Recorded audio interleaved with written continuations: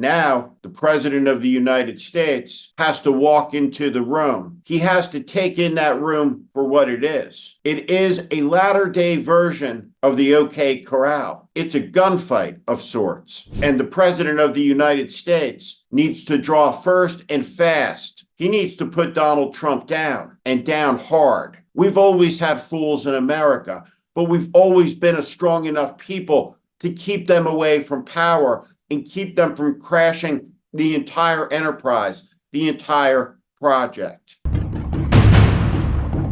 1 week from today, the entire country will be talking about the debate on CNN between the two presidents, Trump and Biden. Between Biden, the man who defeated Trump, and of course, Trump, the man who refused to be defeated and instead incited an insurrection, sent a mob to the United States Capitol, where they carried the Confederate flag through the rotunda, where they defecated on the floors of the United States Senate and United States House of Representatives, ransacked Speaker Nancy Pelosi's office, and did violence to police officers using the American flag as a weapon. On that day, that terrible day, where George Washington's legacy of humility was refuted, where a declaration of counter-revolution to the ideas and the ideals of the American Revolution was made, CNN will bill this as a debate. And of course, that term fits. There will be podiums and two people, their microphones will be switched off when they're not allowed to speak and all of that. But President Biden should not prepare for a debate, because at the core, this is not a debate. It is a showdown, and it is long overdue. The showdown is between the President of the United States and his seditious predecessor. There has never been an encounter like this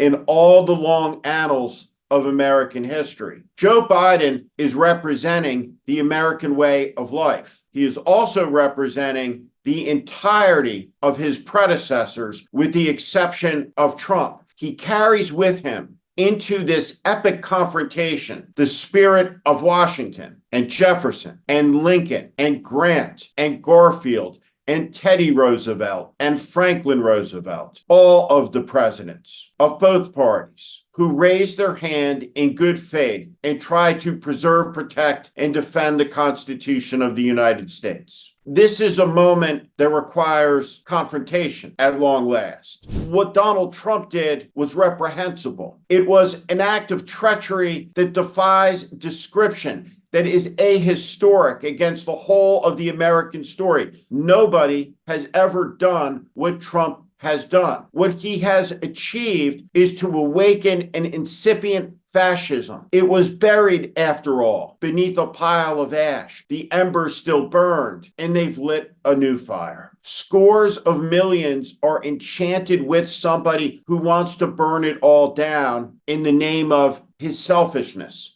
his power. His triumphs have nothing to do about America or anyone who lives in the country. They are about his ego, and that is what Biden must confront. This is not a debate over spending or taxation. This is not anything other than a showdown about the American way of life. Donald Trump is never confronted with reality, with the truth, by a peer. He rolls over, he steamrolls. And the reality is that Donald Trump's campaign has smeared the president into an unrecognizable figure. Look at how Lindsey Graham used to talk about the person that was Joe Biden. He's the nicest person I think I've ever met in politics. Is that right? He is as good a man as God ever created. Let's watch him today. So the next time you hear the word felon in this election, I think the felon in this election is Joe Biden. What he's doing to the country is criminal.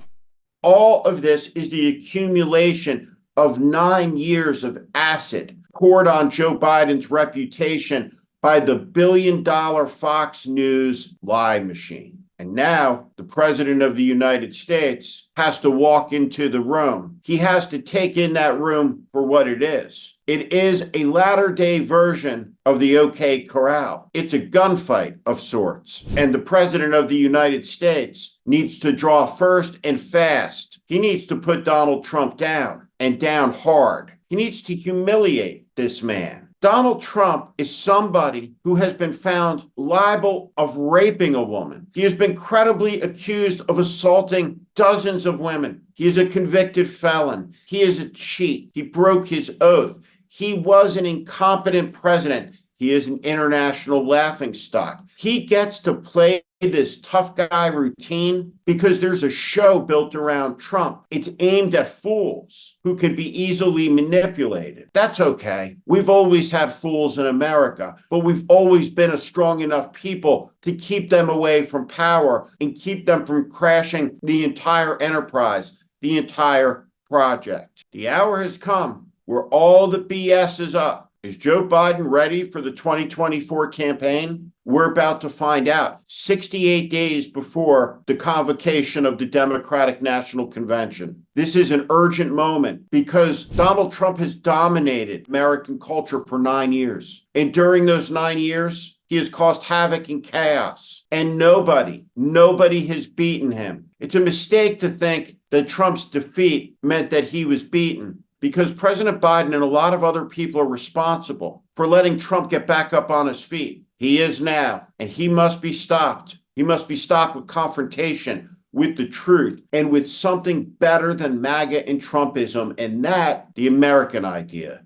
The notion that we are all created equal, that we have inalienable rights, life, liberty, and the pursuit of happiness. It's time for the President of the United States to stand tall and to quash this madness. That's the test at hand, and it's pass-fail. The stakes could not be higher. All talk about the expectations game is nonsense talk. The hour has come. The test is at hand. Joe Biden will either measure up or he will not. But the truth of the matter is this: Donald Trump, if the election were tomorrow, he would win. The polls are slipping for him, but not enough in the states where it counts. The test is at hand once again about what it means to be an American. And it is not the definition that Donald Trump offers. The division, the malice, the cruelty. No, we have rejected it in the past, and we must again. And this is the moment where President Biden gets to do it. He asked for the job, and now he must confront Donald Trump. Anything less than a victory is a loss. We should be clear about that. This election and its closeness is a worrying sign of weakness. It's time to start being honest about that.